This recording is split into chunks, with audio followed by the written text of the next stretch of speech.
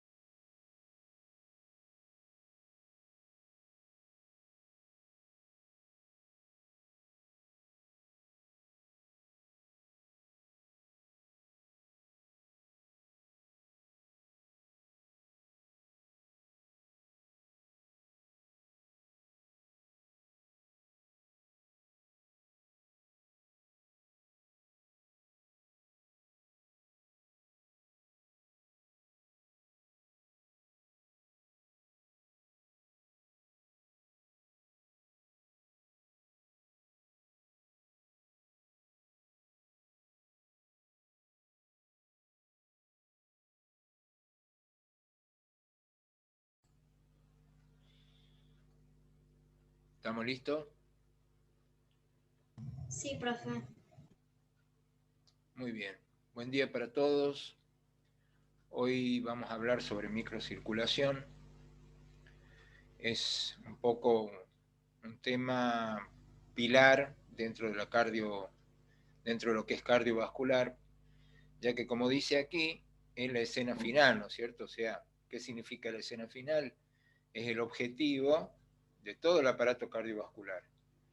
Es decir, llevar la sangre a un lugar en donde hace falta el oxígeno, o sea, la oxigenación, la respiración celular, y por otro lado los nutrientes, ¿no es cierto? A la vez, todos los desechos que se producen en ese espacio, en ese tejido, los desechos metabólicos son justamente llevados a través de la circulación para ser eliminados después por los órganos catárticos, que se llaman, o sea, los órganos que van a eliminar desechos, como ser el intestino, todo lo que sería sólido, ¿no es cierto? El riñón, todo lo que sería líquido, y los pulmones, los gaseosos. Así que la microcirculación, como finalidad, tiene justamente, se puede decir, cumplir con el objetivo vital de los tejidos. Y por otro lado, si uno se muda un poquito al territorio del pulmón, ahí también tenemos microcirculación, pero aquí la microcirculación cumple un objetivo diferente y es específicamente respecto de los gases, en el sentido de que nosotros aquí, el sistema circulatorio, va a tomar el oxígeno justamente del aparato respiratorio, de los alvéolos, y va a ceder el dióxido de carbono. Entonces, a este nivel se podría decir que la microcirculación tiene como objetivo la hematosis, a nivel de la microcirculación pulmonar. Y a nivel de la microcirculación tisular, la perfusión de los tejidos. Indudablemente que la perfusión de los tejidos se produce a un nivel general, es decir, todo órgano tiene que tener su sistema de perfusión, o sea, a todo órgano le tiene que llegar sangre a través de esta microcirculación.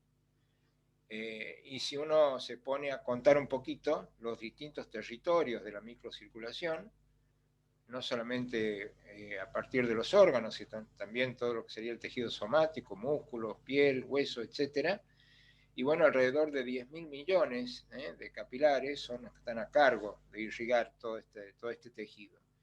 Y si uno lo midiese, podría obtener una superficie total de alrededor de 600 metros cuadrados de superficie. O sea que realmente si uno lo toma como órgano, es un órgano, el órgano más grande, se puede decir que tiene el sistema orgánico humano, ¿no es cierto? Específicamente en el ser humano, en el adulto. Este sistema circulatorio, después del corazón, que es desde donde nosotros habíamos dejado el tema, ahí a partir de la sístole cardíaca, ¿no es cierto?, que bombeaba su volumen minuto, alrededor de 5.000 mililitros por minuto, y eso después tiene que ser llevado, ¿no?, a los tejidos y a los órganos justamente por el sistema circulatorio.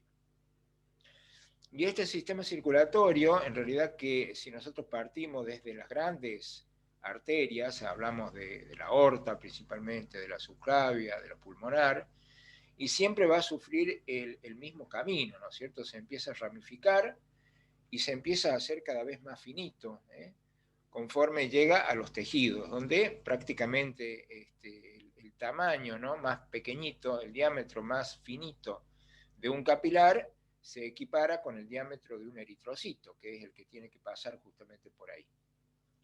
Indudablemente que no es lo mismo el tejido de un vaso a nivel de las arterias, de las grandes arterias o medianas, que cuenta con un sistema muscular, músculo liso, importante, desarrollado, que un capilar que prácticamente, ustedes lo están viendo acá, consta de una sola capa de células y son justamente las células endoteliales.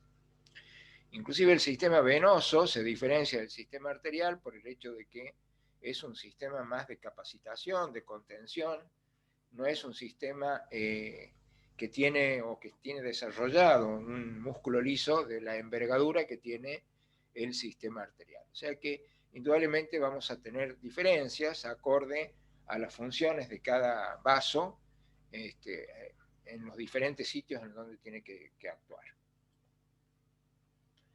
A este nivel, por ejemplo, una arteriola, que vendría a ser el el término medio entre una arteria y los capilares, que son las arterias más pequeñitas, arteriolas, que todavía tienen músculo liso, mide entre 10 y 15 micras, ¿no? En cambio, un capilar, dijimos, alrededor del tamaño de un eritrocito, 7 a 8 micras. Aunque inclusive hay capilares más pequeñitos, hasta 5 micras.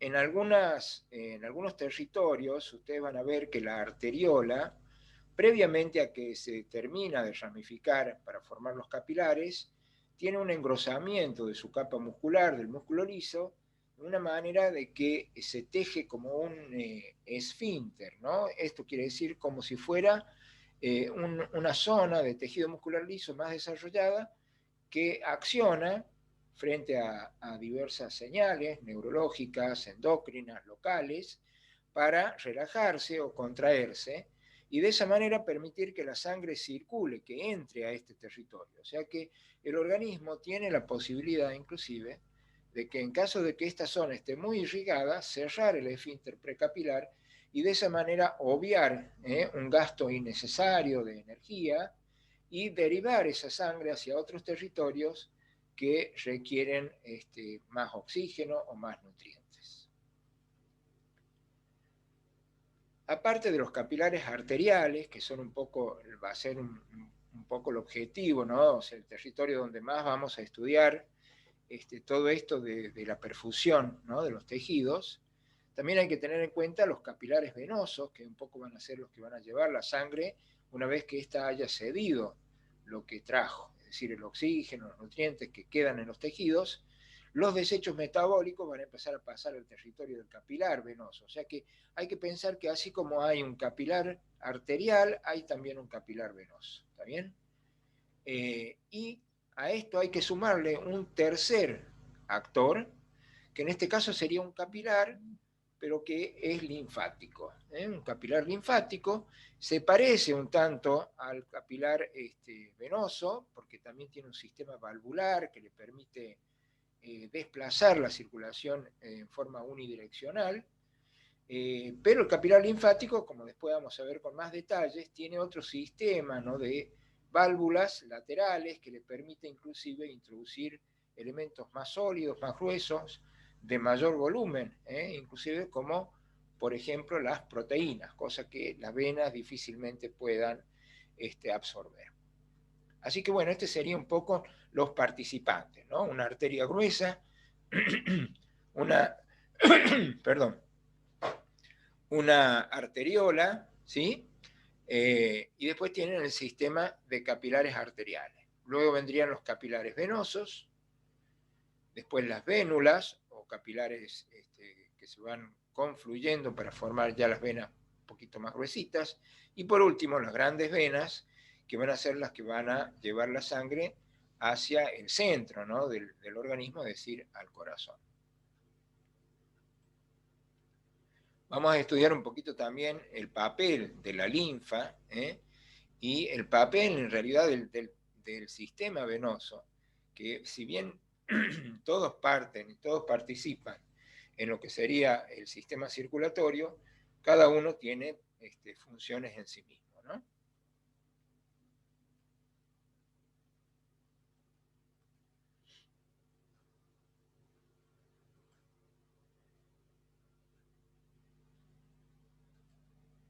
Bien, esto es simplemente para ilustrar un poquito que desde estas válvulas laterales el capilar linfático puede absorber sustancias un poco de un tamaño superior, como por ejemplo proteínas o residuos proteicos, y allí también irían restos de bacterias, ¿sí?, que por ejemplo el sistema inmunológico ha logrado destruir, y todo eso entonces es como una especie de gran basurero, este sistema linfático que tiene a su cargo, ¿no?, aquí la absorción. Pero como vamos a ver, el sistema linfático tiene funciones de acuerdo al lugar donde cumpla, ¿no?, con su labor, y que puede llegar a ser muy diferente, como por ejemplo sucede a nivel de la mucosa y la submucosa del aparato digestivo.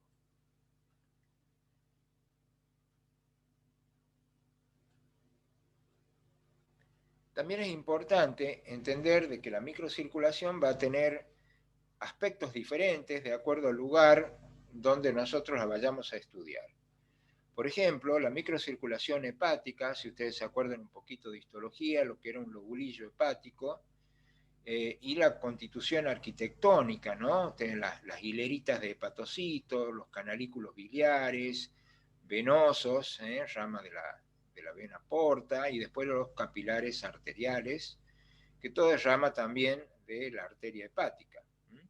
Así que en este territorio especial, estos capilares derivados de la circulación arterial y los venosos derivados de la circulación portal tienen como característica tener una gran permeabilidad. Ustedes imagínense que entre célula endotelial y célula endotelial existe una relación, un espacio que prácticamente es tan estrecho que se podría decir un espacio virtual.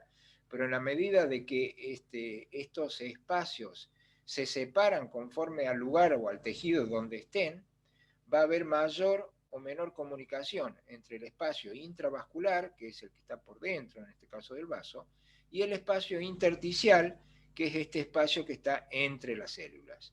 Como siempre, entonces tenemos que entender que la microcirculación va a trabajar en relación a las células del tejido al cual llega.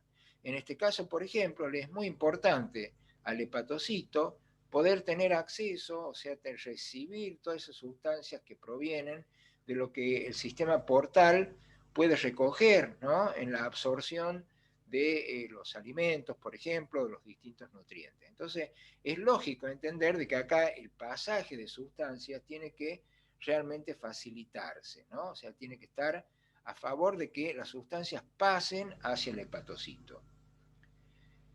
Con respecto a la microcirculación intestinal, y esto lógicamente nosotros vamos a volver cada vez que analicemos cada órgano, ¿no? En sí mismo, pero tener una idea de los distintos territorios de la microcirculación es importante en un principio, ¿no? Fíjense qué interesante cómo está organizada la microcirculación en la mucosa intestinal, donde, como ustedes pueden ver, hay tres tipos de vasos en una vellosidad intestinal, ¿no? La vellosidad intestinal tiene como función, y eso ustedes lo saben bien por histología, inclusive por anatomía, ampliar la superficie de absorción, tener más contacto con los jugos intestinales, que son los que traen el aporte nutricional. Así que en este caso, uno se plantea aquí cuál es el rol de la microcirculación. Sin lugar a dudas, siempre va a ser oxigenar al tejido, llevarle nutrientes propios a los enterocitos y demás, pero aquí tiene también una función que es estrictamente por el lugar que ocupa a nivel de la mucosa intestinal, en el sentido de mejorar la absorción de nutrientes. O sea, no solamente una circulación de oxigenar y alimentar al enterocito, sino a partir de su papel en la mucosa poder absorber alimentos. Y entonces aquí, por ejemplo, es importante que el sistema esté preparado para recibir y no para dar, como en el hígado, ¿no? O sea, acá estarían más, si ustedes quieren, más pulidas las acciones que tienen que ver con absorción de nutrientes. O sea, que la sustancia pase a través del enterocito hacia la circulación.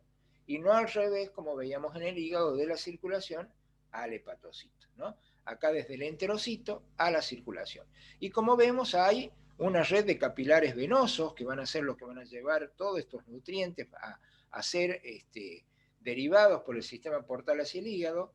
Y por otro lado, tienen también un capilar importante, grueso, central, que se llama quilífero central y que es en realidad el representante del sistema linfático acá, y está a cargo de traer esas partículas que también provienen de los alimentos, pero que son mucho más grandes, como por ejemplo las grandes lipoproteínas, que no solamente tienen proteínas, sino que también tienen lípidos, colesterol, triglicéridos, y es la manera como se van a absorber primero a la circulación linfática y después a la circulación general. Así que indudablemente acá el papel principalmente va a ser absorción. Y después tenemos otro terreno, otro territorio, que es la microcirculación renal, y ahí estamos viendo una nefrona. Ustedes se acuerdan que la sangre que venía por el sistema arterial desde el corazón ingresaba a los riñones, y después de un árbol arterial muy ramificado llegaba a la unidad funcional que era la nefrona, ¿no? Y en la nefrona teníamos un ovillo de capilares a través del cual se producía esta filtración del plasma que daba lugar a la primera orina, por llamarla de alguna manera, una orina que va a pasar al túbulo contorneado proximal y después va a sufrir cambios a lo largo del sistema tubular hasta que es excretada como una orina totalmente formada.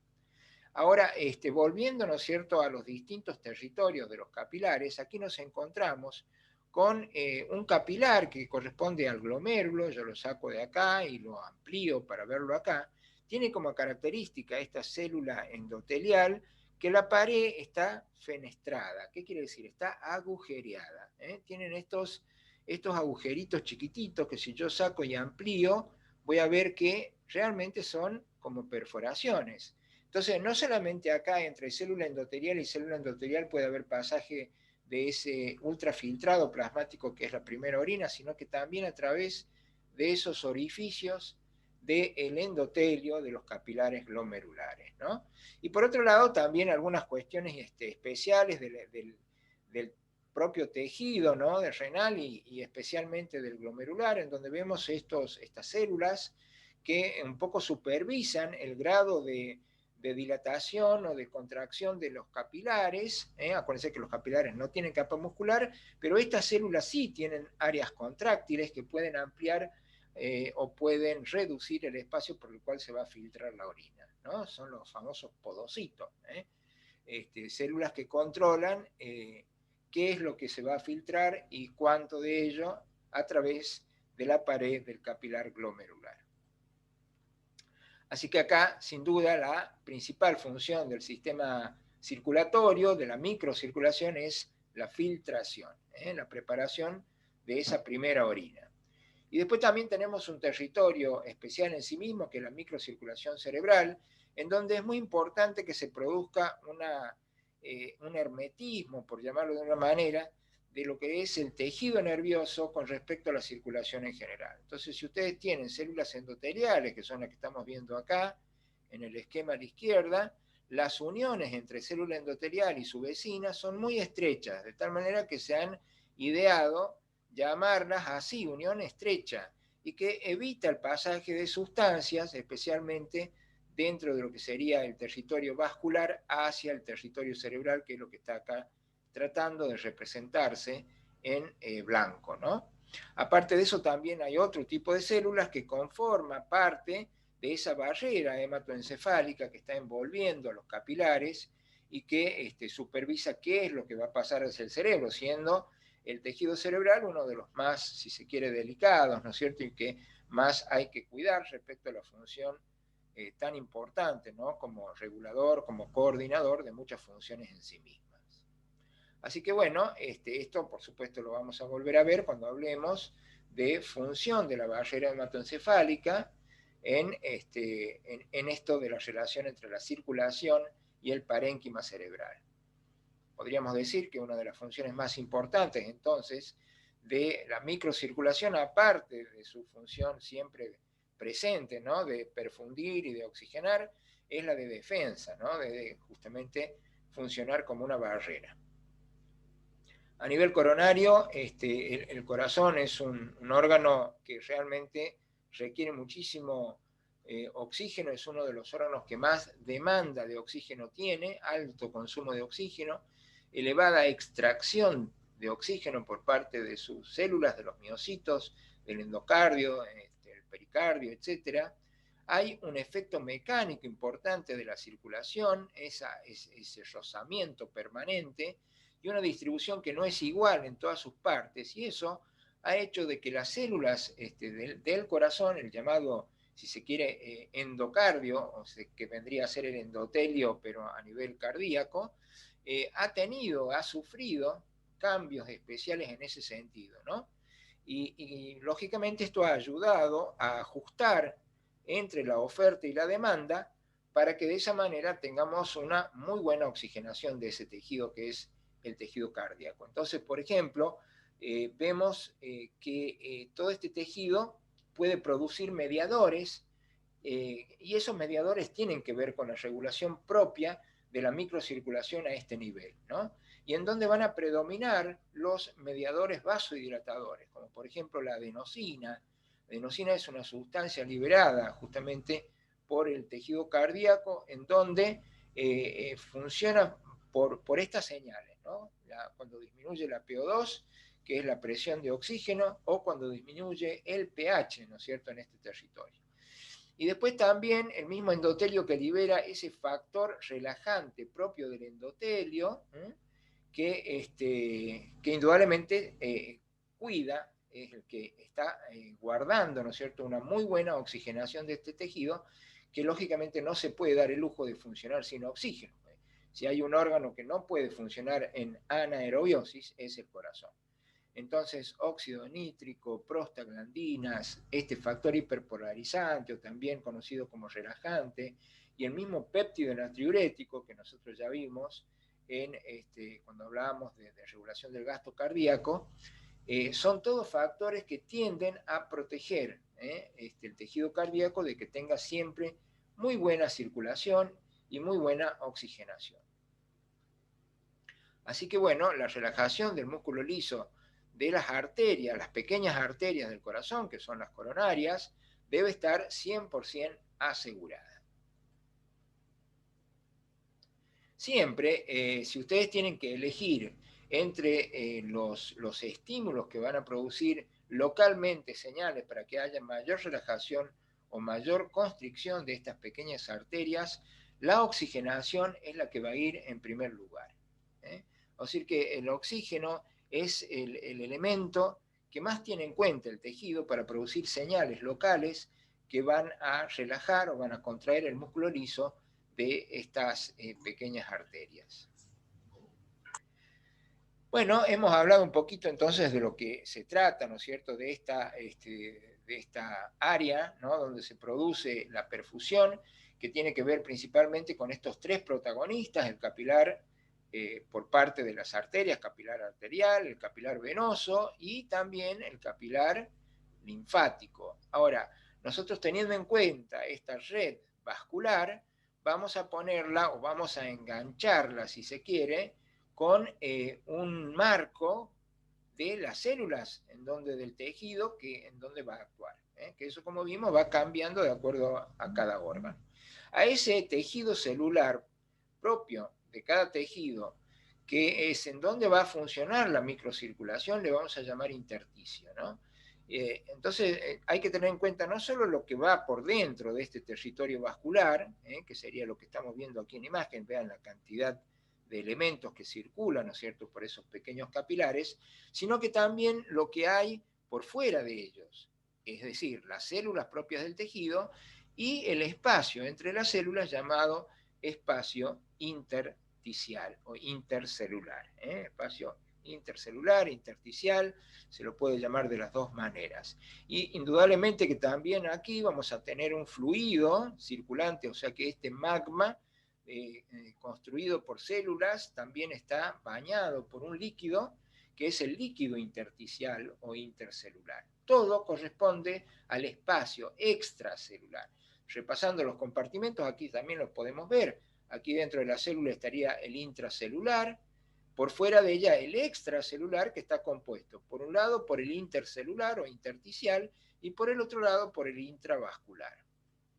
Así que si ustedes ponen todo esto en un solo formato, trabajando como si fuera un tejido, pueden decir de que este intersticio, este espacio, es muy parecido a lo que sería un gel. Un gel en donde hay un poquito de líquido libre, hay células y hay también algunas proteínas fibrilares que le dan cierta estructura. Esas proteínas fibrilares principalmente son fibras de colágeno y proteoglucanos. Proteoglucanos también en parte son producidos por proteínas, por ácido hialurónico, y bueno, todo esto le confiere como si fuese una consistencia gelatinosa, ¿no? Y el líquido en cuestión, el líquido intersticial, es en realidad muy parecido al plasma, o sea, el ultrafiltrado que proviene desde los capilares y va al intersticio, es prácticamente igual al plasma, con la única diferencia en donde hay muy pocas proteínas. En el líquido intersticial hay poquitas proteínas. En cambio, en el plasma abundan las proteínas. ¿Qué característica tiene este líquido? Tiene alta difusibilidad. En realidad todo el territorio se puede decir que tiene alta difusibilidad porque compete no solamente a lo que puede pasar desde el capilar hacia el intersticio primero y después hacia la célula, sino también desde la célula hacia el intersticio y después hacia el capilar, o sea, cumpliendo con ese camino inverso, si se quiere, ¿no? El movimiento de las partículas en este sistema no es diferente del movimiento que se produce dentro de una célula en el citoplasma. Ustedes se acuerdan que nosotros hablamos de esa fuerza cinética, ¿no?, que impulsaba a las moléculas a chocar entre sí, a impartirse energía para poder desplazarse, ¿no?, en una dirección y en otra. Pero para poder pasar a través de las distintas membranas, siempre iba a predominar, ¿no es cierto?, estas leyes del transporte que nosotros habíamos conocido al inicio de la cursada. Así que aquí vamos a tener una alta difusibilidad porque es el lugar donde la circulación cede todo lo que trae para los tejidos y el movimiento cinético va a depender químicamente de cada molécula, del calor y de la cuestión física del choque entre molécula y molécula. Parte de esas moléculas son partículas nutricias, parte son partículas químicas que tienen funciones desde el punto de vista iónico, que a su vez tienen que ver con los cambios eléctricos o excitables de la zona, ¿no? O sea, todo esto es a favor de la vitalidad del tejido. Y por otro lado, y también teniendo en cuenta la vitalidad, es muy importante poder sacar lo que ya no sirve, o sea, los desechos. Es decir, de que este sistema está perfectamente preparado, no solamente para aportar lo que el tejido necesita, sino para retirar lo que ya no sirve. Y en este sentido podemos dar como ejemplo, bajo el título de gases, a gases que son utilizables por el tejido, como el oxígeno, por ejemplo, y gases que son desechables, como por ejemplo el dióxido de carbono, ¿no? Ahí tienen un ejemplo entonces de que va a haber una molécula de ese gas que va a ir hacia el tejido y otra molécula que va a ir desde el tejido hacia el sistema vascular. Indudablemente que la fuerza que va a llevar en una dirección y en otra, como bien lo dijimos en los mecanismos de transporte, esa fuerza está dada por el gradiente que existe entre las distintas moléculas. Si es un gradiente gaseoso, para hablar del oxígeno, pues el gradiente va a llevar oxígeno desde el capilar hacia el intersticio primero y después hacia la célula. Vamos a acercarnos un poquito a lo que sería el capilar como estructura. Vamos a repasar algunas cuestiones histológicas que ustedes seguramente se acuerdan, pero vamos a ver también y vamos a empezar a aplicar lo funcional. Entonces, para hablar de la pared del capilar, ¿no?, la pared del capilar endotelial, tenemos que hablar de esta capa de células endoteliales y de que entre célula y célula tenemos una hendidura, que es en realidad un espacio entre dos células endoteliales, por eso también se llama espacio intercelular. Y esta hendidura es en parte la que va a permitir que pasen algunos productos desde un lado hacia otro y desde el espacio intersticial hacia el capilar, ¿no?, teniendo en cuenta que esto sería la luz de ese capilar. Analicemos un poquito también la membrana, ¿no? Esta membrana, que es como cualquier otra membrana, está compuesta por una bicapa de fosfolípidos con proteínas y glúcidos engarzados.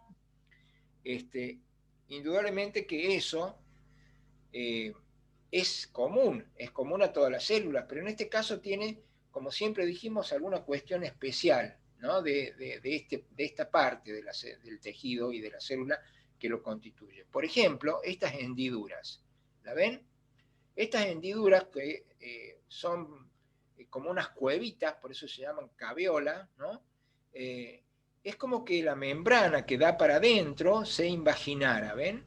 Bueno, en realidad esto depende de una proteína que se llama caveolina, que cuando interactúa con colesterol justamente se polimeriza y da lugar a que la membrana pueda cambiar de estructura, ¿no?, y también de resistencia, ser más maleable.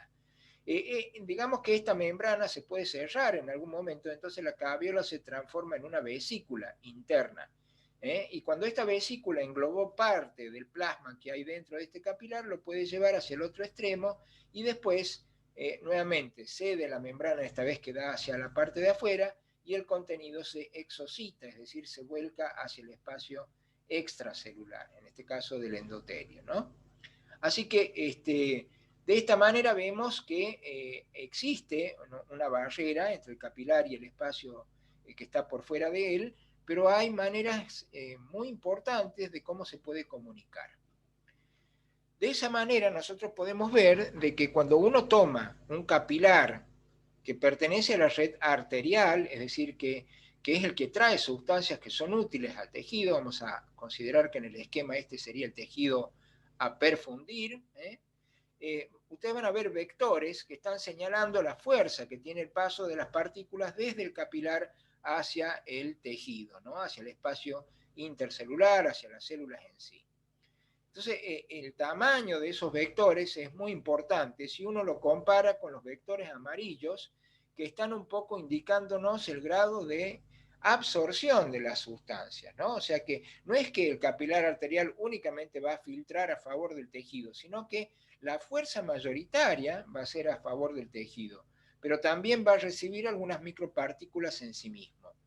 Esto indudablemente se invierte cuando ustedes pasan al territorio del capilar venoso, en donde la principal fuerza va a ser al revés, la de absorción, porque acá estamos, todos los desechos que ha producido el tejido van a ir incorporándose, entonces los gradientes van a ser a favor de que pasen al capilar venoso y de allí seguir hacia la circulación general venosa.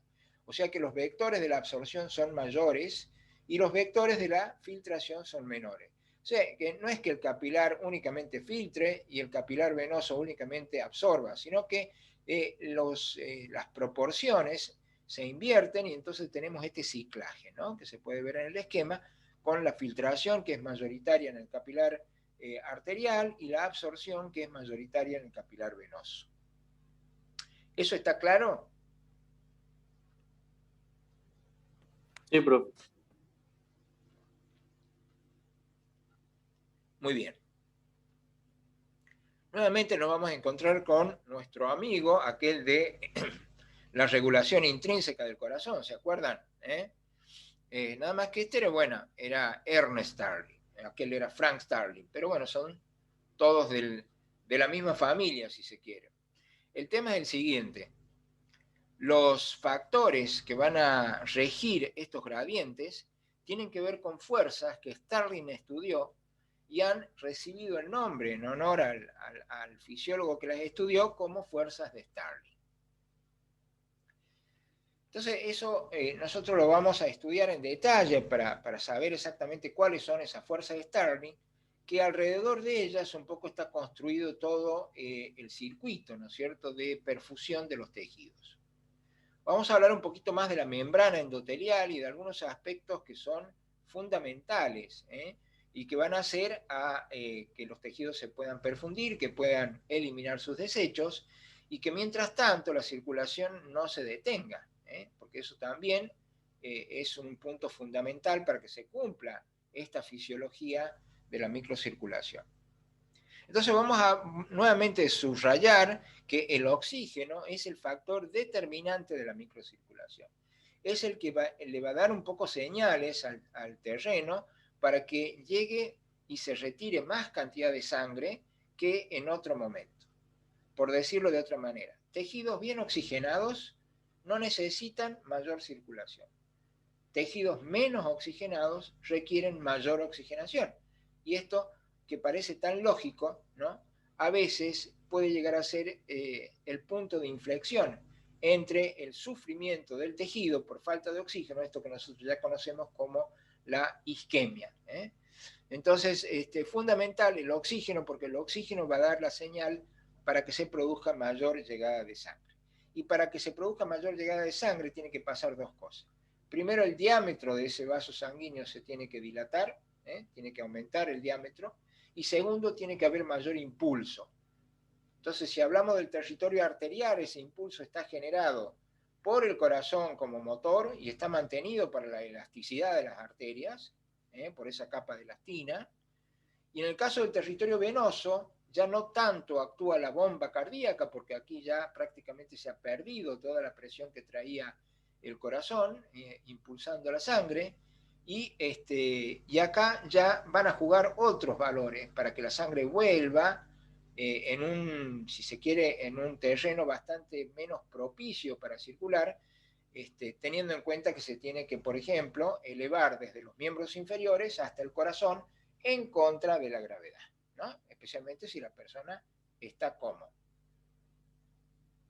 ¿Cómo tiene que estar la persona para que la sangre tenga que trepar en contra de la gravedad? ¿Acostada? ¿Parada? Entremos a jugar un poquito con la física. ¿Qué tiene que hacer la sangre? Parada, profe. Claro, o sea que para que la sangre tenga que ir en contra de la gravedad, la persona tiene que estar parada. Y bueno, así todo, la sangre por todo el territorio venoso se las ingenia para llegar de nuevo al corazón.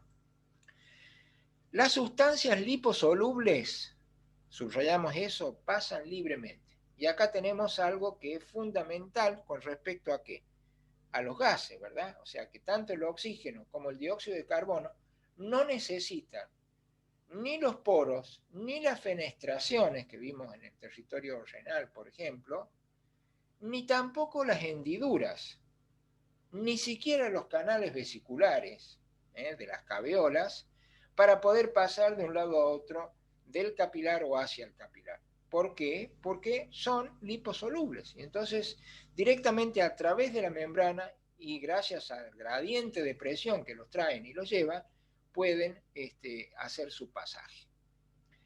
Las otras, las hidrosolubles, requieren los poros. Estas sí van a aprovechar los canales, las hendiduras entre células endoteliales y las vesículas. Entonces, los iones, por ejemplo, el sodio, el potasio, la glucosa, van a aprovechar estos poros, vesículas o hendiduras para pasar. Y la dirección que se genera es acorde a los gradientes.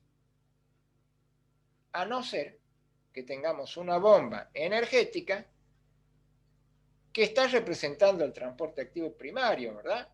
O en todo caso el secundario, si se quiere, cuando uno habla del trabajo en conjunto, del primario y el secundario, para poder mover iones de un lado a otro de la membrana en contra de esos gradientes.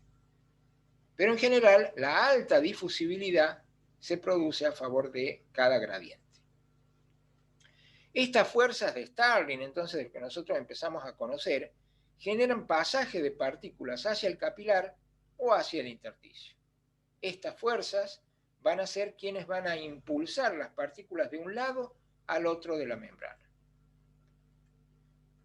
Ya que está, lo conocemos, así se veía en su momento el señor Starling, que es el que investigó a estas fuerzas que hoy llevan su nombre, ¿no? Entonces las famosas fuerzas de Starling, se puede decir, son 4.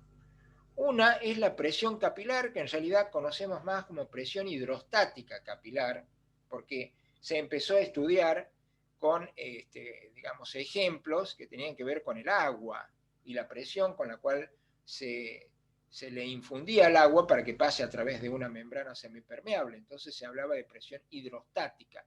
Y hoy, bueno, presión capilar o presión hidrostática del capilar.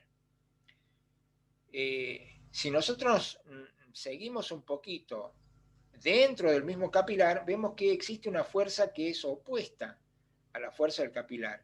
Porque la fuerza de la presión capilar es la que empuja partículas desde adentro hacia afuera, ¿no? Y está regida un poco por la misma presión que trae la circulación hasta que llega al tejido.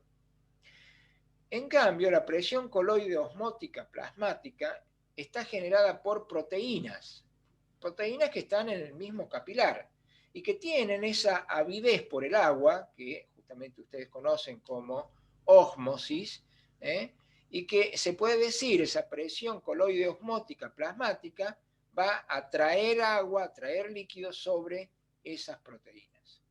Entonces, presión hidrostática del capilar o presión capilar, que tiene también su sigla, así la van a ver después a lo largo de todo, de cuánto se hable, ¿no? del intercambio de sustancias a través de la circulación, dijimos la presión hidrostática del capilar es impulsada por el corazón y mantenida por la resistencia de las arterias.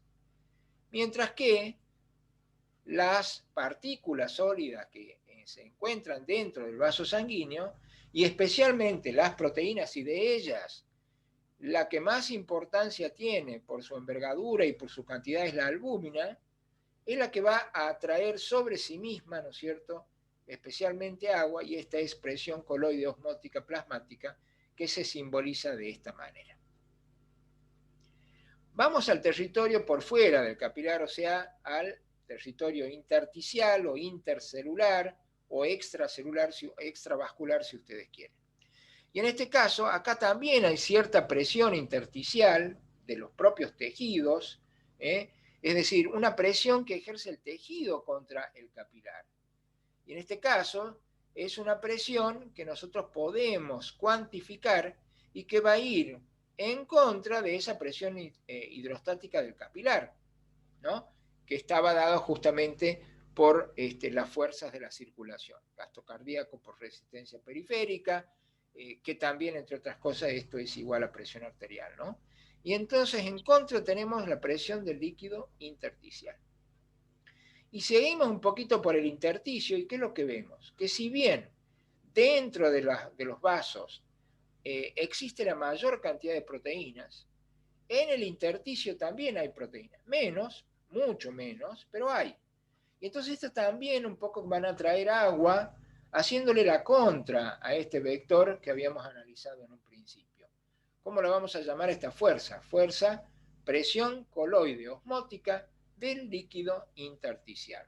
Entonces hay dos fuerzas opuestas en el intersticio y dos fuerzas opuestas en el capilar. Esto no solamente ocurre en el capilar arterial, también está en el capilar venoso. Y esto un poco es lo que hay que tratar de entender, ¿no? Que nosotros tenemos que estudiar esto en función de dónde trabaja todo, que es en un tejido. Lo analizamos primero desde el punto de vista del capilar arterial y después lo vamos a analizar un poco desde el punto de vista del capilar venoso y después vamos a trazar un punto medio, que es en realidad lo que siempre le ha interesado al tejido, ¿no?, el punto medio. Así como le interesa la presión arterial media, así también le interesa el punto medio entre lo que es la difusión del capilar arterial y el capilar venoso. Entonces, a los fines de que no haya problemas y confusiones, vamos a tratar de ordenar las fuerzas de Starling. Vamos a llamar a estas fuerzas hacia el intersticio, es decir, esto empuja desde el capilar hacia la zona de afuera del capilar. ¿Se entiende bien? Desde el capilar, desde adentro hacia afuera. ¿Y cuáles son? Presión hidrostática del capilar, que por ahí la vamos a poner con su sigla para no escribir tanto, y presión oncótica de las proteínas intersticiales, presión oncótica de las proteínas intersticiales, eso va a ir hacia afuera, va a empujar hacia afuera. ¿Sí?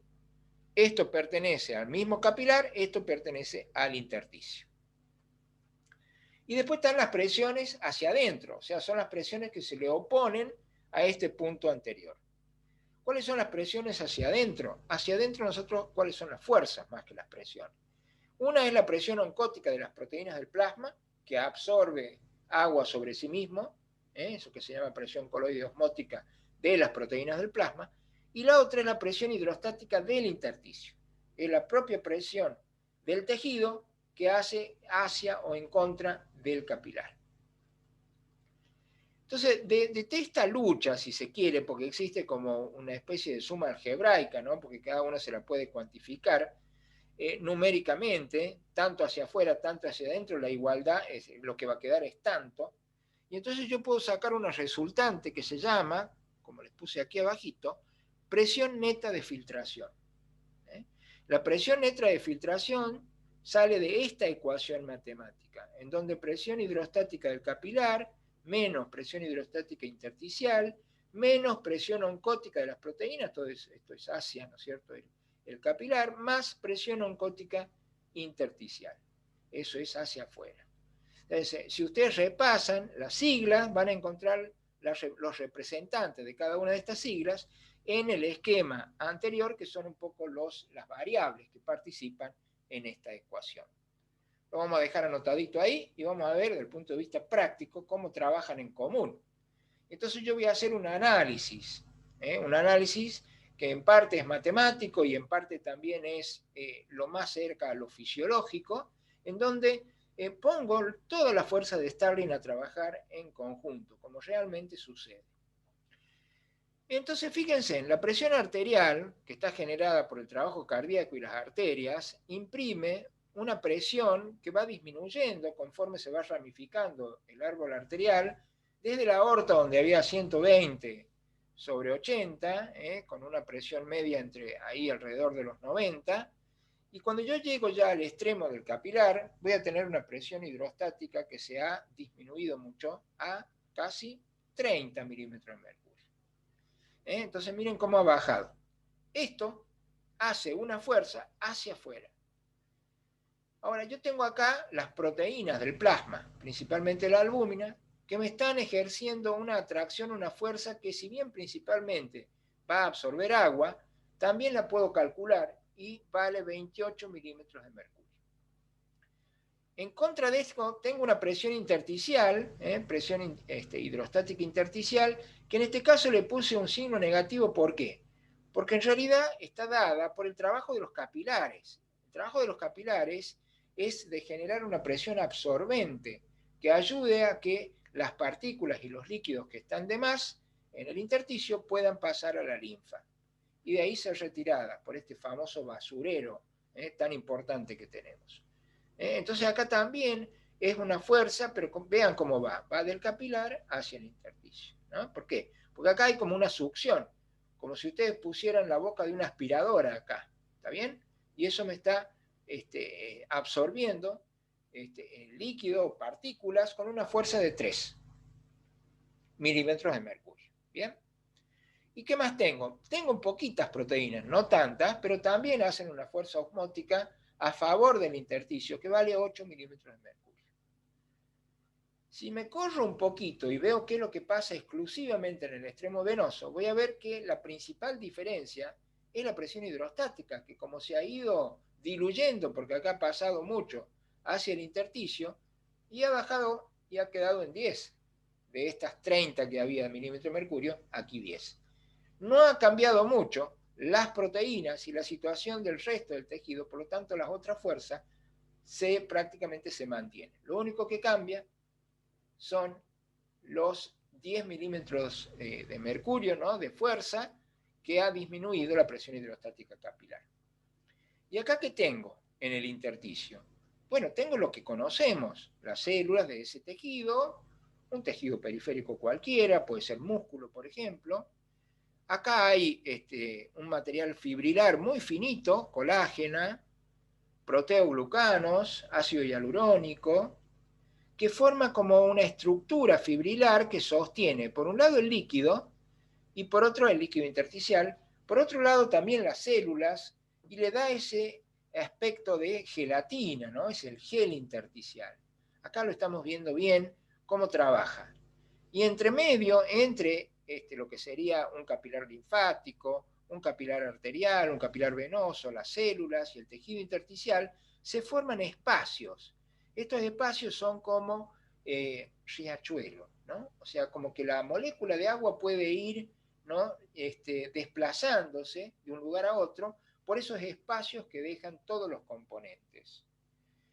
Hay, digamos, una cantidad mínima de agua que puede estar en el tejido y es propio y natural y fisiológico que sea, pero cuando este líquido, estas gotitas de agua, empiezan a amontonarse y lógicamente ya no es que sea intermitente su fluir, sino que están permanentemente ahí ocupando espacio, vemos que empieza a aumentar el tejido y si uno le pone el dedo y hace presión, queda como si fuese un pozo, una fobia, como se llama. Y este es el signo de la fobia, que ustedes van a ver en semiología, y que es propio de la acumulación de líquido en el tejido, de lo que nosotros llamamos edema. Entonces, cuando estas gotitas no se han solucionado, no han pasado donde tienen que pasar, que son los territorios vasculares, capilar, venoso, linfático, etc., y quedan amontonadas en el tejido, conforman directamente espacios acuosos que llevan al edema tisular. ¿Estamos hasta acá?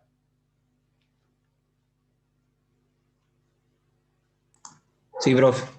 Sí, profe. Bien.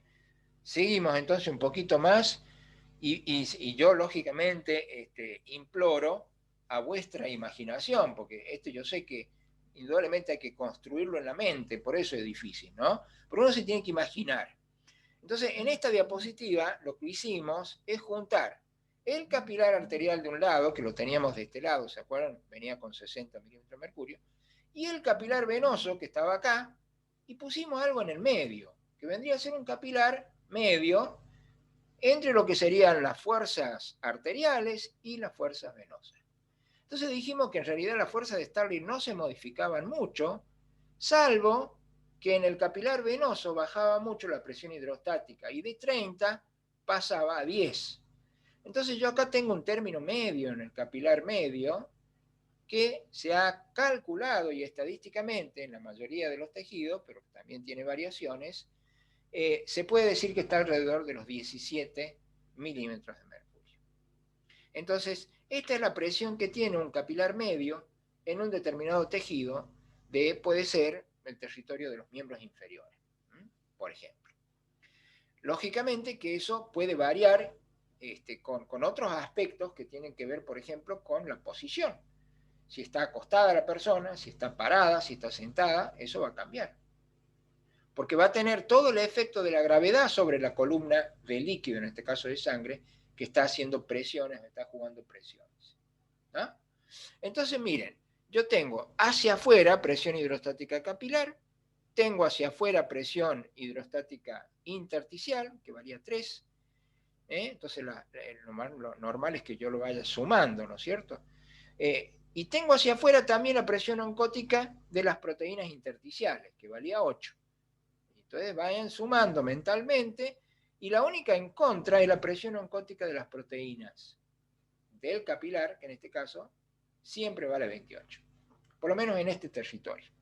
Entonces, para que no nos hagamos mucho lío, yo puse acá un costadito lo que va hacia afuera, que son todos estos vectores que sacan cosas del capilar. Y ahí tengo presión hidrostática capilar, 17.3, la voy a señalar acá para que la vayamos viendo. Presión hidrostática intersticial, ahí hacia afuera, porque esto es absorbente, está tirando para este lado. Presión oncótica intersticial, son las proteínas poquitas que había acá, pero que también absorbían líquido, 8.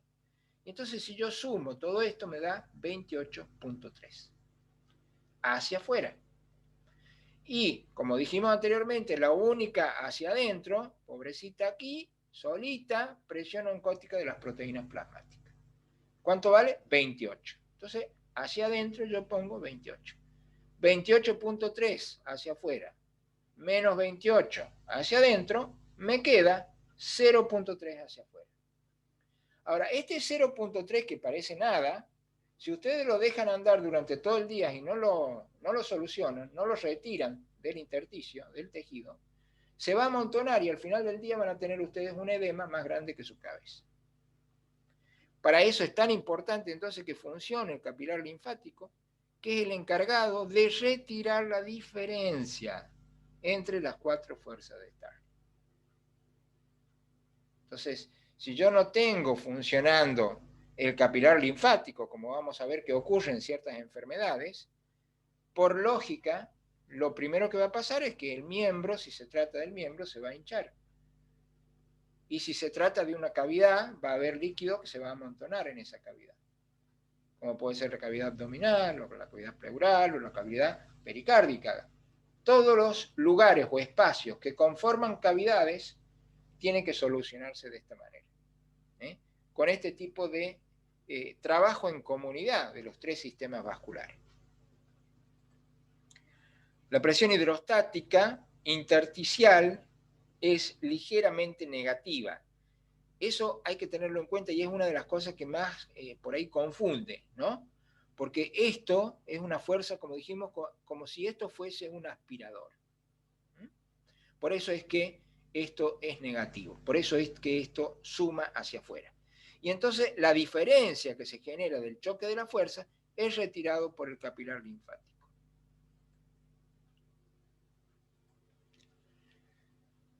Antes de irnos a un recreíto, vamos a hacer unos casos clínicos, como para ir practicando. Entonces, ¿qué sucede cuando el corazón entra en fracaso de su función? Esto que le decimos insuficiencia cardíaca. ¿Cuál es el concepto de insuficiencia cardíaca? Cuando el corazón como bomba no puede generar que la sangre llegue a los tejidos para ser perfundidos. ¿Está bien? Más simple imposible. Ahora, si el corazón está fallando, parte de esa circulación no se cumple. Parte de esa fuerza es la presión con que la sangre llega al tejido, que es una de las fuerzas impulsoras para dejar pasar a los nutrientes de un lado hacia otro. Es decir, la presión hidrostática capilar. Entonces, la presión hidrostática capilar, si hay una insuficiencia cardíaca, va a tener diferencias de acuerdo a qué parte del corazón esté fallando. Entonces, yo para que ustedes se ubiquen, voy a considerar que en este caso mi paciente tiene una falla cardíaca del lado derecho. Y entonces, al no poder sacar la sangre desde el corazón derecho hacia el pequeño circuito, es decir, hacia los pulmones, me van siguiendo, ¿no? Pequeño circuito, sangre del ventrículo derecho hacia los pulmones, ¿está bien? ¿Sí o no? ¿O ya se perdieron? Sí, Estamos todavía. Entonces, si el corazón falla, ¿dónde se acumula la sangre? ¿Antes o después del corazón? A ver si están ubicados en el circuito. antes. Antes, lógico. Ese retorno venoso que traían las venas, las grandes venas cavas hacia el corazón derecho, primero la aurícula y después el ventrículo, lógicamente se llena de sangre. La vena tiene justamente esa capacidad de ser un reservorio sanguíneo. Pero en algún momento, ¿no es cierto?, eso va a ir aumentando la presión de la sangre dentro de las venas, generando ¿qué cosa? Que aumente la presión hidrostática capilar. Entonces, si yo me refiero al corazón derecho, la presión hidrostática capilar va a ir en aumento. Y entonces va a aumentar ese vector que empuja hacia afuera las partículas, tanto sólidas como acuosas. Y me va a ir acumulando un ultrafiltrado plasmático, que es el agüita del edema. Cómo se empiezan a hinchar los pies de ese paciente con insuficiencia cardíaca es por aumento de la presión hidrostática capilar. ¿Lo ven al vector cómo sale del capilar hacia afuera? ¿Está claro el ejemplo? Sí, profe. Están medio que como que no han desayunado todavía, ¿no? Pero bueno, hay que seguir. Así que vamos a este de abajo. Dice hipoalbuminemia. Lo mismo se produce edema, pues yo por el vector, ¿ven? De adentro hacia afuera está empujando todo el plasma hacia afuera. Entonces acá también va a haber edema como consecuencia, pero ya acá la interpretación es diferente. ¿Qué es lo que pasa en la hipoalbuminemia? Disminuyen las proteínas. Al disminuir la proteína, disminuye este vector, que es la presión oncótica, que es hacia afuera, ¿no es cierto? ¿Por qué? Porque ya la proteína no me puede empujar hacia adentro. Y entonces, ¿hacia dónde va a salir el líquido? Y si no se puede quedar adentro porque no hay proteína, sale hacia afuera. ¿Por qué? Porque disminuyó la presión oncótica de las proteínas. ¿En qué caso hay hipoalbuminemia? Desnutrición, cuando uno no come. Si no hay papa, si no hay carnecita, no hay albúmina. En las enfermedades hepáticas, porque la albúmina justamente las proteínas se forman en el hígado. O cuando hay mucha pérdida de proteína, cuando tenemos un riñón que en cambio de seleccionar para que no haya pérdida de proteína, las deja ir y ahí tenemos la gran pérdida proteica, ¿no? Y estos son casos clínicos que ustedes van a tener que resolver. En la deshidratación, el paciente que ha perdido líquido, entonces proporcionalmente las proteínas acá se han concentrado. Por lo tanto, acá la fuerza es hacia adentro, o sea que todo el líquido que hay en el tejido intersticial pasa al capilar, y esta es una forma de preservar la vida, porque si no la presión baja tanto que el paciente se muere. O sea, una de las formas de recuperar líquido es traerlo del intersticio hacia el capilar, gracias a que se acumulan las proteínas. Y entonces acá hay un aumento de la presión oncótica de las proteínas. No porque haya más proteínas, sino que proporcionalmente hay menos líquido dentro del vaso sanguíneo. ¿Por qué? Porque lo he perdido. Trabajé a 40 grados durante 8 horas, ¿sí? Y no tomé lo suficiente. ¿Se entiende la diferencia? ¿Qué dicen? ¿Se entiende? Sí, profe, se entiende. Sí, profe. Después, si quieren, al final repasamos los ejemplos como para que no quede. Entonces, sin lugar a dudas, la consecuencia del aumento de la presión hidrostática en los capilares va a ser el edema. Sin lugar a dudas, la disminución de las proteínas en los capilares va a generar edema. Y sin lugar a dudas va a haber reabsorción. En este caso no va a haber edema, sino se va a perder eso que los semiólogos llaman el signo del pliegue. Le toman la pielcita al bebé deshidratado y si la pielcita no se despega, inmediatamente vuelve a su posición inicial. Si queda pegado haciendo un doblez, haciendo un pliegue, esto es un signo clínico de deshidratación. Bien, esto es lo que un poco nos toca en la segunda parte. Ahí vamos a analizar un poco la tarea de las venas, también un poco más vamos a volver a los capilares para ver qué es lo que de diferente, ¿no?, que tenemos que resolver en los distintos territorios. Ahí les dejo como para que uno se vaya acostumbrando, esto que vamos a ver en digestivo también, que es justamente la formación de varices, la formación de varices en el territorio del sistema digestivo, en el estómago y también en el esófago, los famosos varices esofágicas que tiene el paciente que sufre de cirrosis, ¿no? ¿Por qué? Porque acá la sangre portal no puede pasar por el hígado, aumenta la presión en todo el territorio portal, en todo el territorio venoso, y ahí tienen ustedes por qué se ingurgitan, se ensanchan las varices del esófago, ¿no? Muy bien, ¿alguna duda hasta aquí?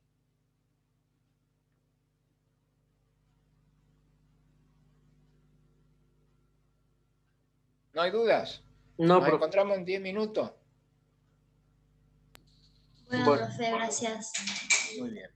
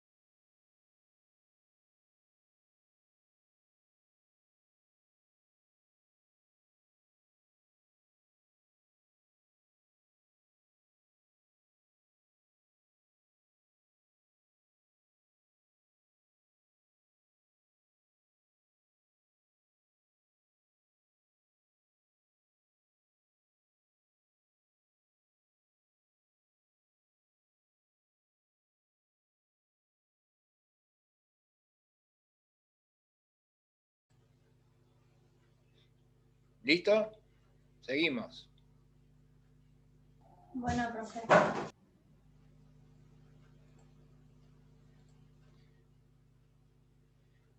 Bien, entonces cuando empezamos a hablar del sistema venoso como un órgano en sí, respecto a la función general del sistema venoso, y no tan solo a lo que es el capilar venoso, tenemos que considerar todo lo que... Out input mode. ¿Se escucha? ¿Se escucha bien ahí? Sí, profe. Bueno, entonces decíamos que no solamente lo que ocurre en un determinado territorio, sino en general, ¿no? O sea, la sangre, una vez que terminó de perfundir un tejido determinado, tiene que volver al corazón justamente por el sistema venoso. Entonces, sigue todo este camino, venas que se van uniendo, cada vez se hacen más gruesas, y entonces los sistemas cavas, como dijimos, el sistema de la vena cava superior que trae desde la cabeza y el sistema cava inferior que trae desde la mitad del cuerpo y los miembros inferiores. Entonces eso va al corazón derecho y después por la arteria pulmonar a la segunda parte que es la microcirculación. Lo diferente acá con respecto al sistema venoso es que este sistema venoso que lleva la sangre al corazón no es exactamente un sistema venoso, es la arteria, que es justamente la arteria pulmonar la que después se ramifica en capilares arteriales y al revés de lo que veíamos en el gran circuito, los capilares que se forman después de que la sangre se oxigena van por el sistema venoso de las 4 venas pulmonares y llegan a la aurícula izquierda. O sea, salvando esas diferencias de nominación, principalmente, entre lo que sería el pequeño circuito y el gran circuito, tenemos que considerar así a este camino, ¿no es cierto?, este de andar de la sangre venosa por nuestro organismo. Entonces, desde las áreas cefálicas, de la cabeza, de la cara, va a ir al cuello, toda esta parte superior, por la vena cava superior, dijimos, ¿no?, pasando por el sistema yugular. Después a eso le agregamos lo que aporta el sistema linfático, que también desemboca en el sistema venoso, y del resto, es decir, todo lo que viene de abajo, del área corporal media e inferior, que va a ir por la vena cava inferior. Todo esto sería el territorio, ¿no?, del sistema venoso. Las venas llevan la circulación, si se quiere, de vuelta al corazón, y se transforman también en un reservorio. O sea que otra de las funciones, aparte de traer la sangre al corazón de vuelta, tiene la función de reservorio. 60% de la sangre circulante se encuentra en el sistema venoso. Las válvulas venosas y la bomba venosa, que tiene que ver justamente con la contracción de su músculo liso, pero más del tejido muscular que la rodea a las venas, es lo que produce el efecto de presión venosa, lo que genera de nuevo esta presión que prácticamente había desaparecido acá en el capilar, decimos que se vuelve a generar y es impulsada de nuevo hacia el corazón gracias a este sistema valvular que yo estoy señalando acá. Las válvulas permiten que la sangre suba en contra de su gravedad y que no vuelvan a bajar y se amontonen nuevamente por gravedad en los miembros inferiores. Decimos de que si nosotros sumamos el efecto de gravedad a la presión hidrostática de un capilar venoso y tomamos el efecto de la presión sobre las venas de los miembros inferiores, vamos a tener que sumar a esos 17 milímetros de mercurio, 90 milímetros de mercurio, de lo que se va a aumentar por el efecto de la gravedad. Porque el aire, lógicamente, de lo que está por arriba del corazón, pesa.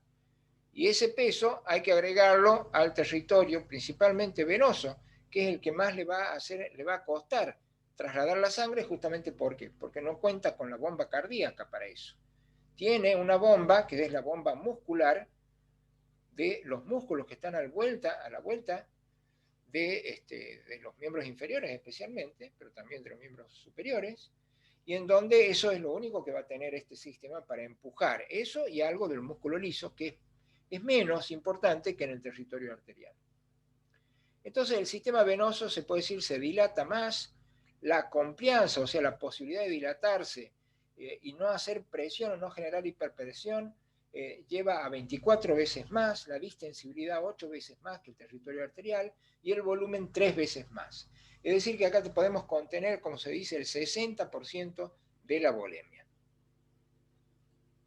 ¿Qué más podemos decir? Que en el caso de funcionar como reservorio, el sistema venoso, obedeciendo a la señal que imparte el sistema simpático, el sistema nervioso simpático, va a exprimir toda esa sangre que está en reservorio y eso va a lograr compensar, por decirlo de alguna manera, una situación de hipoflujo, por ejemplo, de hipotensión que puede tener una persona que se le ha bajado la presión. Entonces, uno de los sistemas adaptativos de cuando sucede una hipotensión es generar, a partir de esa señal del sistema nervioso autónomo simpático, una contracción del sistema venoso para que la sangre pueda aportar desde las venas al sistema circulatorio en general. Bueno, estos son curvas de volumen-presión de los sistemas arterial y venoso. Acá miren la estimulación simpática, lógicamente tiene mayor influencia sobre la arteria, pero también hay cierta influencia sobre el territorio venoso. Se puede ver bien. Entonces, el principio de compliance diferida, ustedes ven acá como hay un aumento del volumen, aquí hay compliance, o sea, se adapta ese volumen a la pared de la vena, vuelve a bajar y después es como que hay una reacción en segunda y entonces se mantiene ese volumen circulatorio por una contracción propia de la pared muscular, en este caso de la arteria o de la vena. O sea, en un primer instante nosotros vemos una reacción que es la contracción propia que el sistema simpático le va a impartir al músculo liso de la arteria y al músculo liso de la vena. Y después, mantener esa columna, cuando ya ha pasado el efecto del simpático, tiene que ver con esta compliance diferida, que si bien no alcanza el pico, sirve para mantener la columna en circulación. El concepto de presión gravitacional, que ustedes lo van a estudiar mucho más en biofísica, tiene que ver con el hecho de que una persona parada, es lo que les decía hace un ratito, si uno toma la presión a nivel cardíaco, y especialmente corazón derecho, ustedes alrededor de 0 milímetros de mercurio. Pero si le van sumando qué es lo que pasa con la gravedad sobre la columna sanguínea en el territorio venoso, en los miembros inferiores hay que sumar 90 milímetros de mercurio más. Esto más o menos se puede aplicar una regla, es que tienen que aumentar 1 milímetro de mercurio por cada 36,6 centímetros que van bajando por debajo de la altura del corazón. A esta presión, que como les explicaba en un comienzo se medía en agua, se llama presión hidrostática. La presión hidrostática, entonces, como vemos, es una presión, es una variable que se va adaptando en principio a las necesidades tisulares desde el punto de vista del capilar arterial y también bajo los efectos de la postura y la gravedad para lo que es el capilar venoso. Los casos clínicos con respecto a la circulación venosa tienen que ver con la fisiopatología de las varices. En una situación normal tenemos una columna sanguínea que vuelve al corazón por, en parte, justamente el componente muscular de la vena. Segundo, el componente muscular de los, en este caso los gemelos, vendrían a ser que están empujando la sangre hacia arriba y como la válvula le permite ir únicamente en esa dirección, no hay problema. La dirección está asegurada hacia el corazón. Por otro lado, las valvas de esa válvula impiden de que cuando deja de funcionar la bomba, la sangre vuelva a caer hacia miembros inferiores. ¿Qué pasa en la varice? En la varice nosotros generalmente tenemos varias cuestiones que se van asociando mórbidamente. Una de ellas es el pobre trabajo muscular, vean cómo los músculos se han hecho chiquitos. Otro de ellos es el aumento de la presión abdominal, la pancita que va haciendo fuerza. Y entonces, ¿qué pasa con la columna de sangre venosa? Empuja las paredes de la vena a punto de separar las valvas y ya no se juntan. Y entonces la sangre que por ahí puede llegar a subir, vuelve a bajar y se amontona siempre en los miembros inferiores. Porque no hay sistema valvular que lo contiene y también hay un éxtasis, inclusive en el momento en que la persona por ahí puede moverse o hacer algún ejercicio tenue, ¿no es cierto? Porque a menos que vuelva a desarrollar este sistema muscular. Esto nosotros lo podemos obviar un poquito si ponemos acá a la vuelta una venda elástica que aproxime los músculos contra la vena y ayuda a exprimir, la columna de nuevo en dirección al corazón. Y eso evita también tener la sangre en contacto, ¿no?, con la pared venosa, y también, lógicamente, el aumento de esa extravasación del ultrafiltrado plasmático a los tejidos, con lo que normalmente eso significa, porque esto es toda una zona que no tiene un buen metabolismo de intercambio, ni de gaseosos, ni de nutrientes. Amontonamiento de desechos, entre ellos tóxicos, entre ellos ácidos, transformación entonces del metabolismo, y todos esos efectos agresivos producen, entre otras cosas, dolor. Así que esto genera lo que se conoce como el síndrome varicoso, que es todos los síntomas y los signos que empiezan a aparecer a partir de la mala circulación venosa. Los distintos territorios, el sedentarismo, el aumento de la presión intraabdominal o la insuficiencia cardíaca, principalmente derecha, hacen de que fracase el sistema valvular, se dilate la vena, y entonces tenemos esta situación, ¿no? Vasos venosos, venas muy dilatadas, tortuosas, donde la sangre queda estacionada, éstasis, así se llama esto, y eso favorece, lógicamente, entre otras cosas, a toda una complicación en el territorio, y dentro de la vena lo mismo, a generación de una predisposición a la coagulación, y acá vemos la complicación, digamos, que viene en el orden de la historia natural del problema, que es la trombosis venosa.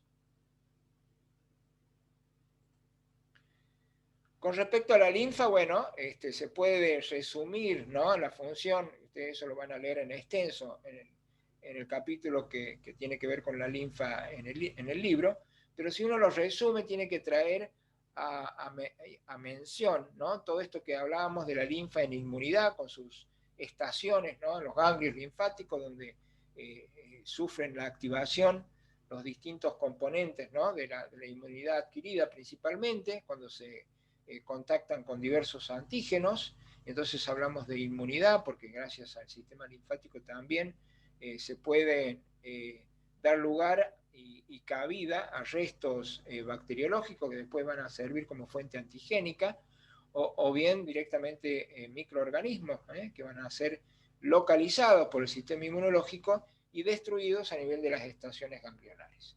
Nutrientes, ya hablamos del quirífero central a nivel del intestino, mejorando la absorción de nutrientes, especialmente de esas partículas grandes, las lipoproteínas. Recuperación a partir de todo lo que sobra en el territorio del intercambio entre el sistema capilar arterial y capilar venoso, el resto lo tiene que recuperar el sistema linfático. Y la limpieza por la posibilidad, a partir de su sistema valvular lateral, de introducir partículas, especialmente de desecho, grandes, que el sistema venoso no puede absorber, ¿no es cierto? Entonces, todo eso tener en cuenta en cuanto a la linfa. En el líquido intersticial, entonces, nosotros podemos encontrar un poquito de proteínas, no mucho, alrededor de 2 gramos por decilitro, compárenlo con lo que pasa dentro de los vasos sanguíneos, donde tenemos 4 gramos de albúmina y 7 gramos de proteína, ¿no? En los linfáticos, 2 gramos, en la linfa hepática, miren, 6.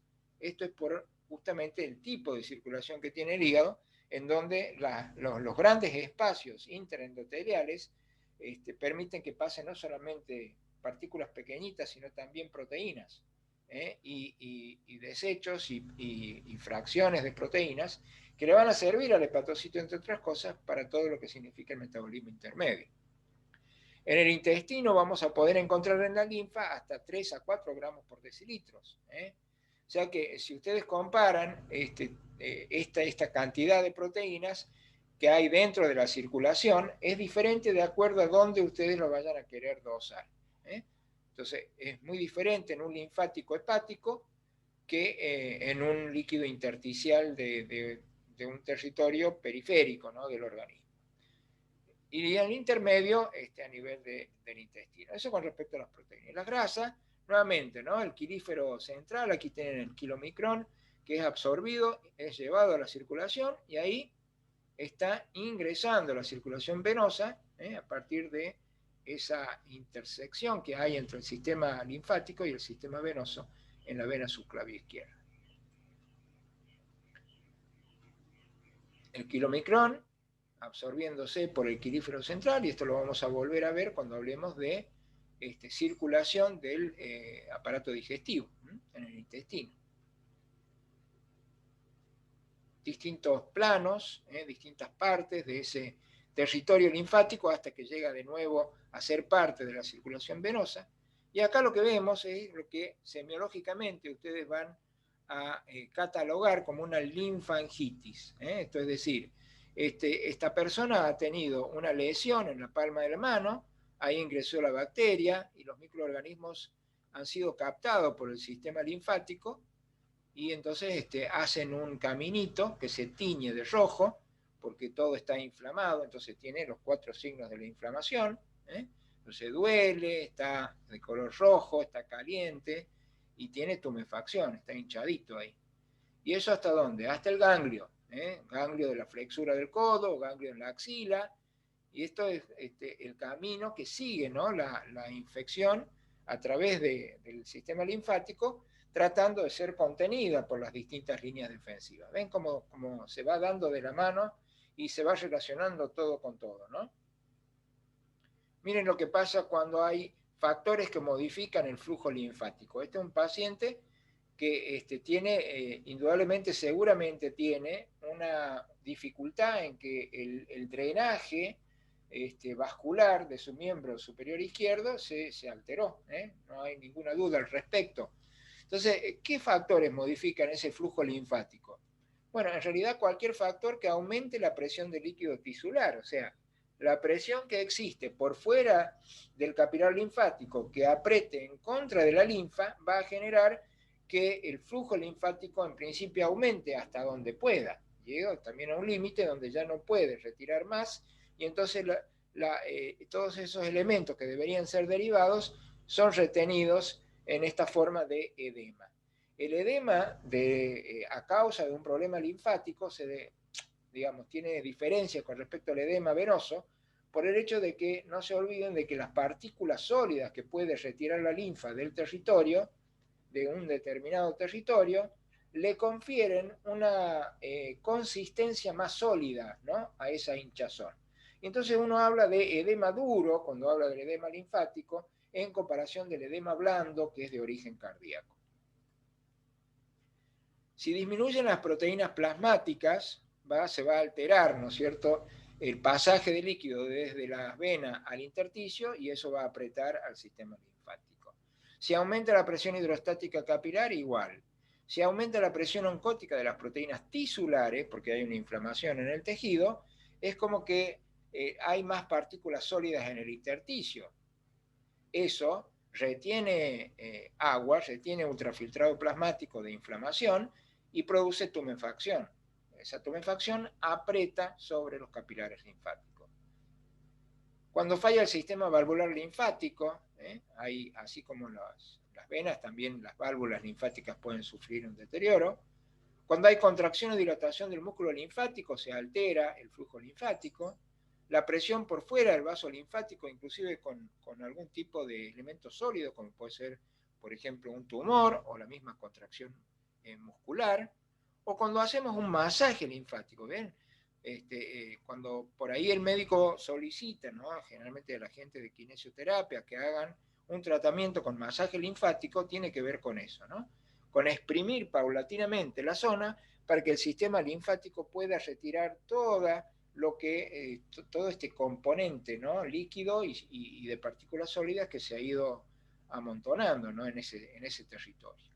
Esto del cuerpo extraño, decíamos, puede ser algún material que provino de afuera o puede ser un tumor. Y la obstrucción intraluminal, cuando hay un tejido propio del sistema linfático que está creciendo más allá de lo normal, ¿no? Esto sería, por ejemplo, obstrucción intraluminal por un componente del mismo sistema linfático, en caso de un tumor linfático, o bien de un componente extraño, como un parásito que se ha metido dentro del sistema linfático. Eso se puede ver en este caso clínico. Este es un parásito que lo trae el mosquito cuando digamos, infecta al hombre y le introduce esta larva. Esta larva se va drenando desde algún punto de su miembro inferior hasta que llega a un lugar donde no puede avanzar, ahí se encastra, también ha crecido mucho de tamaño en el transcurso, en el camino, y entonces el sistema ganglionar se hincha, se pone duro y ya no puede pasar la linfa y tenemos este gran edema linfático que es lo que se recuerda a una pata de elefante, por eso el cuadro se llama elefantiasis, ¿no? Y esta es la larvita de la bacteria Wecheria bancrofti que está en el tejido circulatorio. Y por supuesto, como todas estas funciones tan importantes que nos permiten la vida, necesita ser regulada. Así que la regulación de la microcirculación es un punto fundamental del tema y lógicamente ustedes allí lo van a subrayar como pregunta de examen. Entonces, esto tiene que ver, fíjense ustedes, que cuando un músculo está en reposo, la microcirculación mueve 750 mililitros por minuto, más o menos, término medio. Cuando el músculo se pone en ejercicio, por ejemplo, un par de gemelos, van a mover 16.000 mililitros a través del territorio capilar y de la microcirculación. Es decir, 20 veces más. Esto quiere decir que el metabolismo aumentó 60 veces. ¿Ven?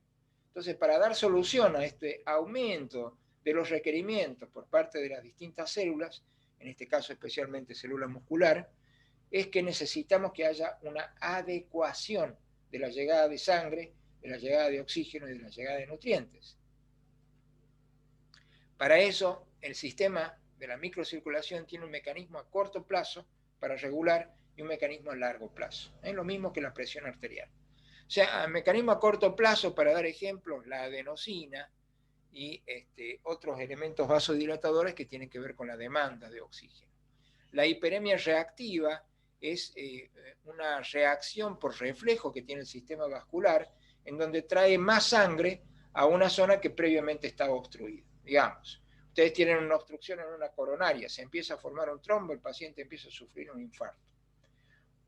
Ustedes localizan el problema, como médicos indican una terapia con fibrinolisis, justamente de lo que he hablado, ¿no? En coagulación, anticoagulación y fibrinolisis, le inyectan TPA, que era el activador plasminógeno tisular, se rompe ese coágulo y después, ¿qué viene? Mucha más sangre. Eso se llama hiperemia reactiva. En cambio, la hiperemia activa es la que aumenta por exceso del metabolismo. Cuando ustedes hacen trabajar un músculo, producen hipertrofia por el músculo, por el ejercicio, van a tener una mayor llegada de sangre que es más lenta, y es más, lógicamente, acorde a la necesidad de ese músculo en crecimiento. El mecanismo miogénico es un reflejo parecido a lo que pasaba en el corazón. A mayor distensibilidad entra más calcio a la célula del músculo rizovascular y a partir de allí hay mayor contracción. Y el endotelio colabora con la liberación de hormonas locales, eso ya lo dijimos también, endotelinas, por ejemplo, que producen vasoconstricción, y óxido nítrico en oposición, que produce vasorelajación.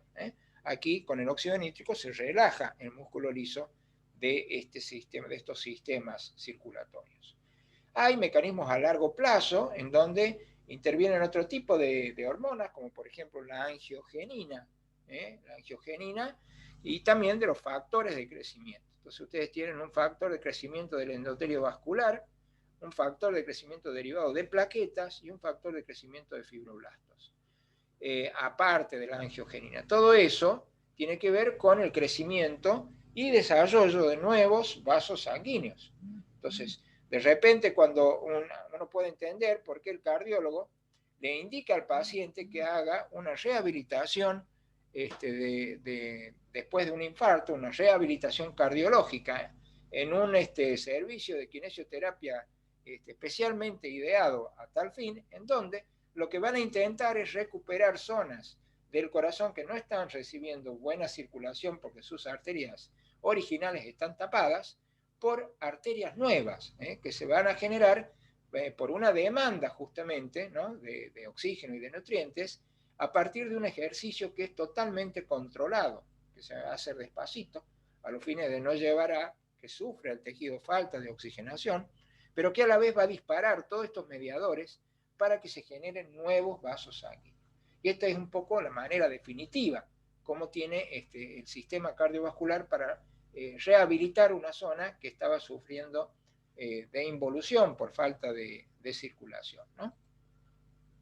También hay inhibidores de la angiogenina, pues lógicamente a esto le tenemos que poner un parate, si no vamos a llenar el tejido nuevo, vamos a llenarlo de nuevos vasos sanguíneos, y entonces ya va a ser peor el remedio que la enfermedad, porque todos esos vasos sanguíneos van a contener muchísima sangre, y cada uno de estos vasos sanguíneos a lo vez requiere un cuidado determinado, alimentación, oxigenación, etcétera, etcétera.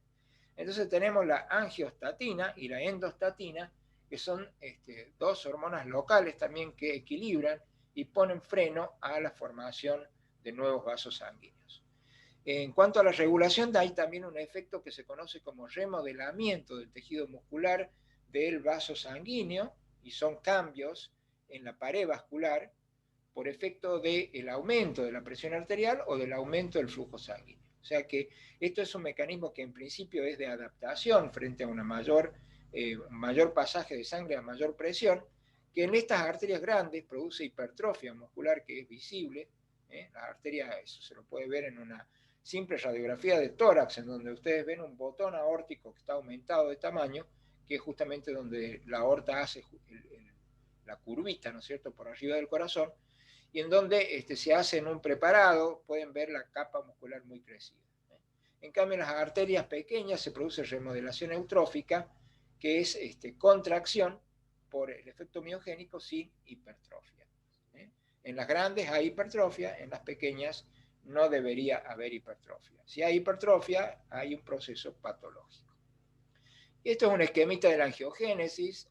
Ahí estamos viendo que en realidad el principal efecto, digamos, para producir la iniciación de un nuevo vaso sanguíneo es la hipoxia o la isquemia de la zona, falta de oxígeno, y entonces se empiezan a liberar toda clase de mediadores, y ahí vemos cómo estos mediadores, digamos, hacen una especie de estimulación para que se active todo el endotelio primero y después la capa muscular, empiezan a dividirse las células, a aumentar de tamaño, y se empieza a construir un loop, que es un arco nuevo de irrigación, ¿no? Ahí tienen ustedes el esquemita, arcos de irrigación, y lógicamente esto es lo que se trata de lograr, ¿no?, para recircular o reperfundir un tejido. Entonces, en conclusión, chicos, para hablar de la regulación, que dijimos es un tema tan importante, a los fines didácticos ustedes lo pueden dividir para que sea más fácil para estudiar.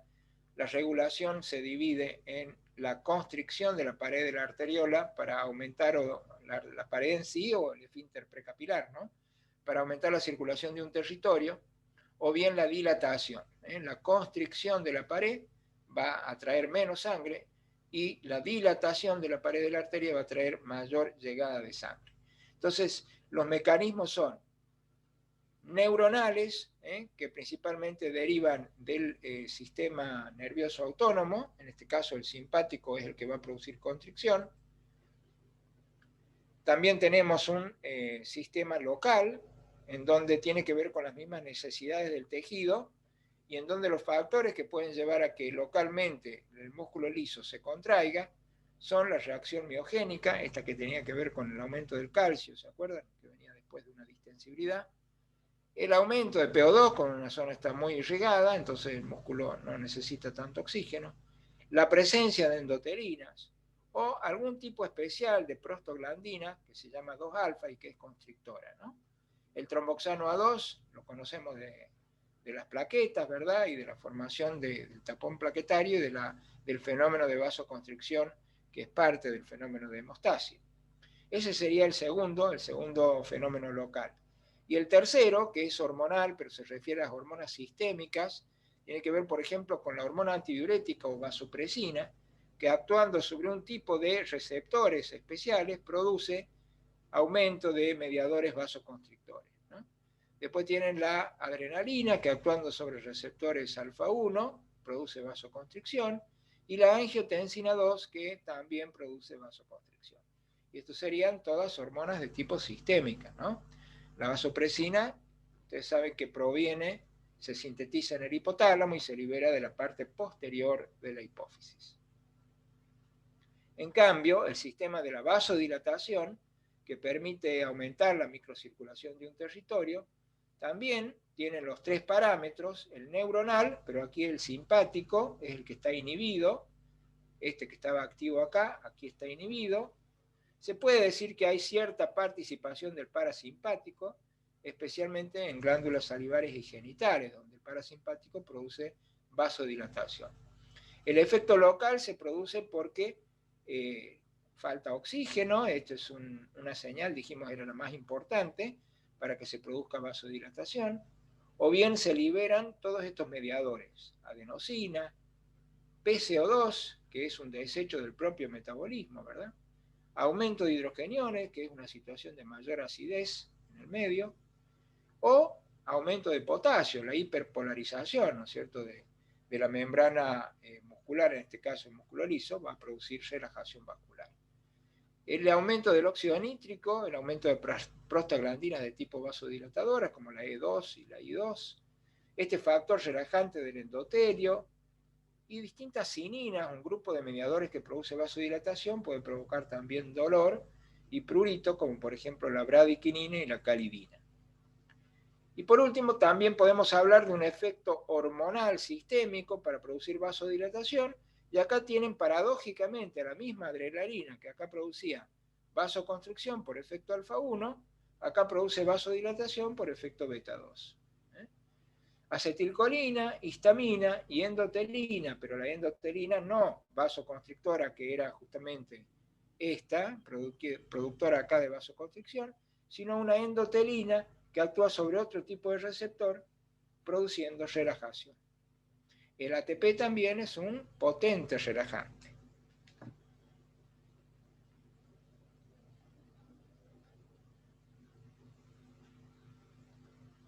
Bien, creo que más o menos hemos repasado entonces los tres pilares de la regulación: el neuronal, a partir del sistema nervioso autónomo, simpático acá, inhibición del simpático y parasimpático acá, todos los mediadores locales que provocan vasoconstricción de este lado y los que provocan vasodilatación de este otro lado, y las hormonas o el sistema endocrino sistémico, con aquellas hormonas que pueden provocar vasoconstricción en general y aquellas que pueden provocar vasodilatación en general, ¿no? Así que bueno, esto es un poquito lo que les quería traer de microcirculación. No sé si habrá alguna preguntita, seguramente las hay. Si lo quieren hacer ahora, tenemos algunos minutitos. Pero como ustedes ven, muchas de las cosas que dijimos hoy en la clase ya las venimos diciendo, y esto como todo punto en donde se reúnen varios sistemas para actuar, bueno, acá también es una buena oportunidad para repasar temas que hemos pasado en otros capítulos, ¿no? ¿Preguntas, chicos? ¿Se entendió? Sí, profe, una sola cosa, un solo término que no puedo escuchar bien. ¿Qué es lo que significa EDF en la dilatación? Es un factor relajante del endotelio. ¿Sí? Gracias. Un factor relajante del endotelio, por ahí lo pueden encontrar como sinónimos, como precursores del óxido nítrico también, que produce vasodilatación, de la arginina ahí como aminoácido que también interviene. Pero bueno, todos esos mediadores se nuclean bajo este grupo que es el EDF.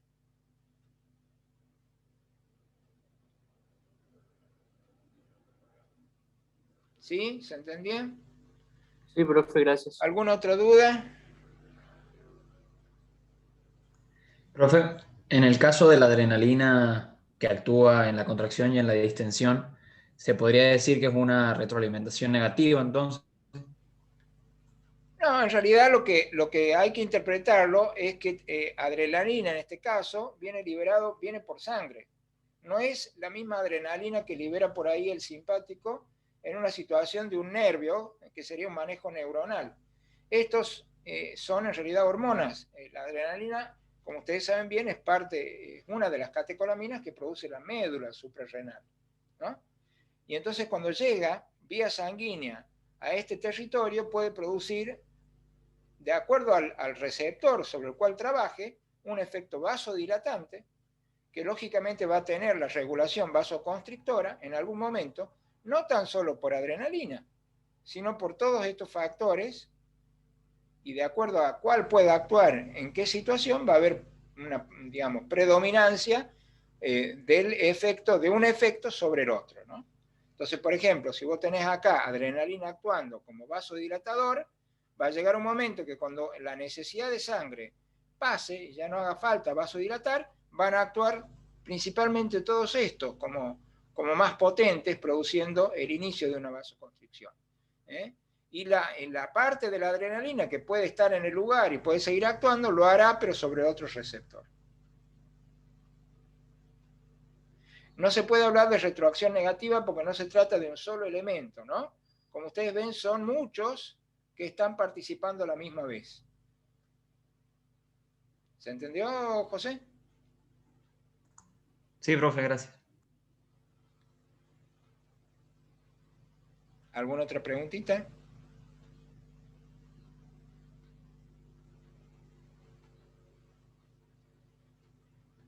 Bueno, listo, chicos. Entonces, los libero y nos encontramos más adelante en el transcurso de la semana. Hasta luego. Muchas gracias, profe.